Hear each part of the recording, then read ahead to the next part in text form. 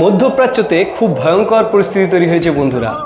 Iran এই মুহূর্তে 180-রও বেশি রকেট লঞ্চার দিয়ে ইসরায়েলের উপর আক্রমণ করে দিয়েছে। আমেরিকার যে সিক্রেট এজেন্সি CIA অলরেডি কিন্তু গোপন সূত্রে খবর দিয়ে দিয়েছিল ইরান কিন্তু বড়সড় ধরনের আক্রমণের জন্য কিন্তু তৈরি হচ্ছে।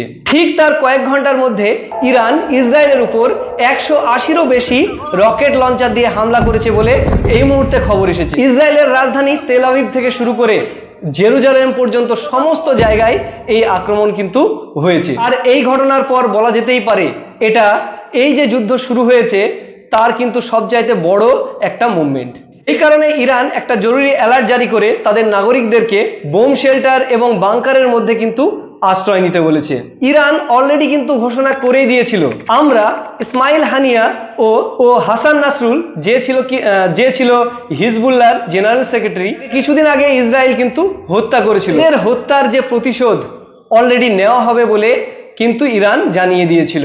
বিগত কয়েক মাস ধরে কিন্তু ইসরায়েল কিছু না কিছু একটা মারাত্মক কাজ করেই যাচ্ছিল। এই যেমন ধরে নাও পেজ অ্যাটাকের মাধ্যমে হিজবুল্লাহর বিভিন্ন কমান্ডারদেরকে হত্যা করা। কিছুদিন আগে এই মারাত্মক ঘটনাটা কিন্তু ঘটেছে, প্রায় 3 থেকে 4 হাজার হিজবুল্লাহ কমান্ডার কিন্তু আহত এবং নিহত হয়ে আছে। তারপর ইরানের মধ্যে ঢুকে ইরানের যেসব পরমাণু সায়েন্টিস্ট আছে সেই পরমাণু সায়েন্টিস্টদেরকেও হত্যা করা। আর এইসব কর্মকাণ্ড কিন্তু ইসরায়েল অনেক দিন আগে থেকেই করে আসছে। আমরা জানি যে হামাস, হিজবুল্লাহ ও হুতি রিবেলস এই সবগুলোই হচ্ছে ইরানের প্রক্সি হিসাবে কিন্তু কাজ করে। ইরান এদেরকে অর্থ এবং অস্ত্র দিয়ে সাহায্য করে যাতে করে ইসরায়েলের বড়সড় ধরনের ক্ষতি করা যায়। এবং এজ এ রাষ্ট্র হিসাবে কিন্তু ইরান ডাইরেক্ট ইসরায়েলের ওপর কিন্তু আক্রমণ করে না। যেসব আক্রমণগুলো করায় এগুলো হয় হুতি রিবেলস, না হলে হিজবুল্লাহ, না হলে কিন্তু হামাস। এগুলো কিন্তু একটা বড় ধরনের সংগঠন এবং এই সংগঠনগুলোকে পশ্চিমারা কিন্তু জঙ্গি সংগঠন বলে কিন্তু আখ্যা দিয়ে থাকে। এবং ইসরায়েল যেভাবে তার কর্মকাণ্ডগুলো করে আসছিল প্রায় বিগত কয়েক মাস ধরে, যেমন হিজবুল্লাহর বিভিন্ন কমান্ডারদেরকে হত্যা করা, হুতি রিবেলসের যে আড্ডাখানা সেখানে গিয়ে বোম্বিং করা, এবং এই সব কর্মকাণ্ডের জবাব হিসাবে কিন্তু ইরানকে ময়দানে নামতেই হতো।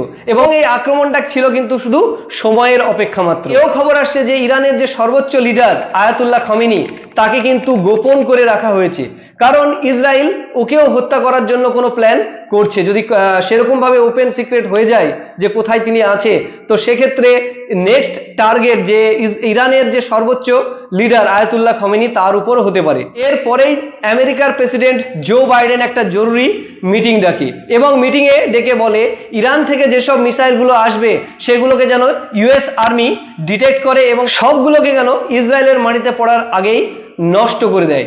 আমরা জানি যে ইসরায়েলের যে আকাশপথ আছে সেটা কিন্তু অনেক সুরক্ষিত, সেখানে আয়রন ডোম, সি ডোম এইসব ডিফেন্স সিস্টেমগুলো কিন্তু অ্যাক্টিভ করা আছে। এই ডিফেন্স সিস্টেমগুলো কিন্তু 90% অ্যাকুরেট।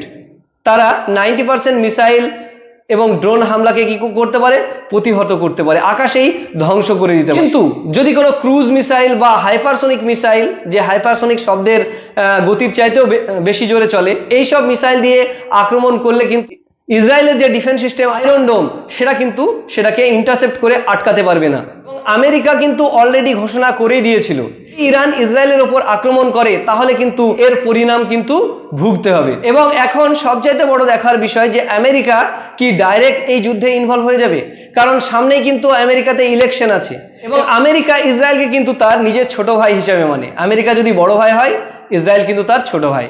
হ্যাঁ, তো সেই ক্ষেত্রে আমেরিকা যে ইসরায়েলকে অবশ্যই অর্থ এবং যুদ্ধে অস্ত্র দিয়ে সাহায্য করবে এটা তো বলার অপেক্ষা রয় না। কিন্তু আমেরিকা কি ডাইরেক্ট ইনভলভ হয়ে যাবে, এটা নিয়ে কিন্তু সংশয় রয়েছে। এবং যদি আমেরিকা এখানে ইনভলভ হয়ে যায় সেক্ষেত্রে ইরানের সাথে সাথে রাশিয়াও কিন্তু তার সাথে চলে আসতে পারে। কিন্তু একটা বড়সড় ধরনের যুদ্ধ তৈরি হয়ে যেতে পারে মিডল ইস্টে, যেটার পরিণাম তৃতীয় বিশ্বযুদ্ধ হয়ে যেতে পারে।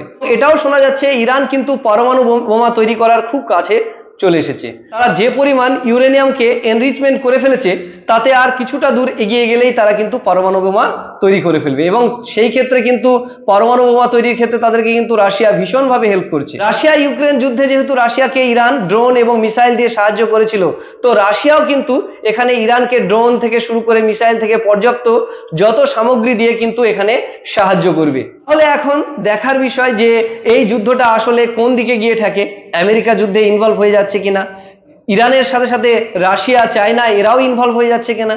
কারণ আমরা জানি রাশিয়া এবং চায়না সব সময় ইরানের পাশে আছে, ঠিক যেভাবে কি আমেরিকা ইসরায়েলের পাশে আছে।